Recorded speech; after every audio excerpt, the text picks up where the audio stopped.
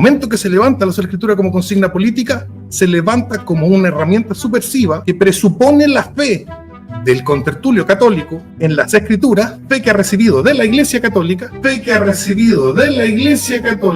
¡Ajá, se mamó! y mediante presuponer esa fe, o sea, como parasitando de esa fe, toma ese elemento para llevar al católico a rebelarse contra la autoridad de la Iglesia, que luego los sola escritura dicen que no rechazan.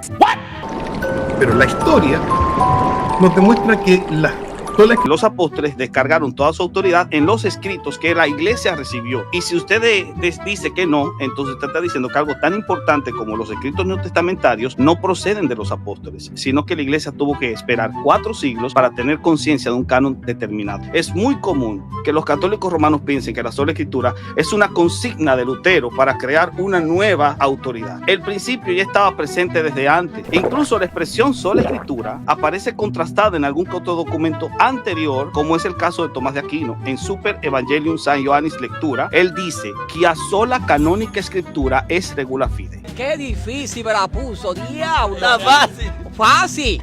Para mí no está fácil, para ti está fácil. Si yo no hubiese recibido mi fe en la Biblia de parte de la Iglesia Católica, él no tendría ningún argumento. Si fuera musulmán, judío, ¿qué? hindú o ateo, sería incapaz de convencerme de la infalibilidad de la Escritura.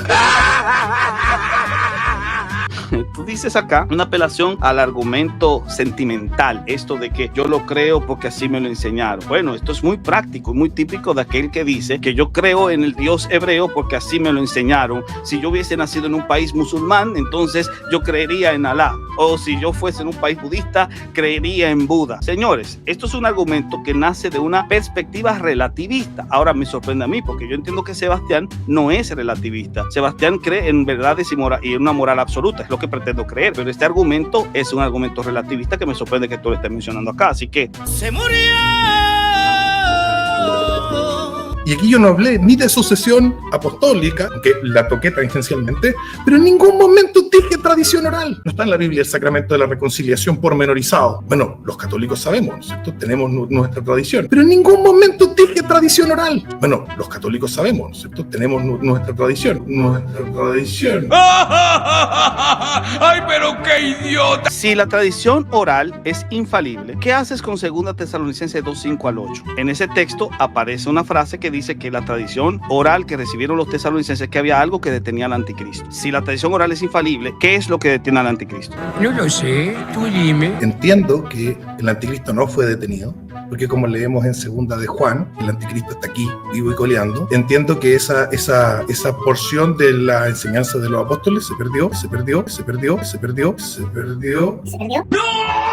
Como ustedes se dieron cuenta, nuestro querido Sebas por lo menos intentó dar una respuesta en base a citar otro texto bíblico. Gracias, eso se llama sola escritura, eso es perspicuidad.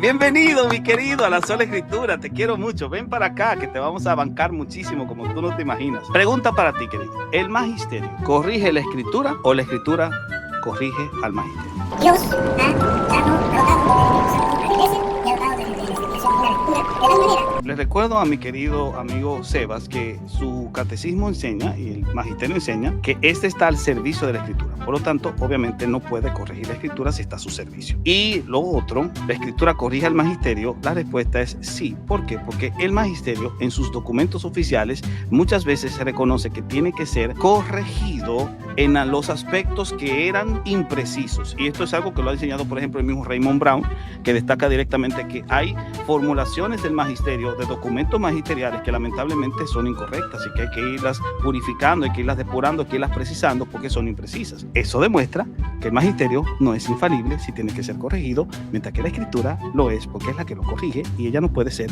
corregida. Me acabas de dar un gran apoyo a mi principio de sola escritura. Gracias.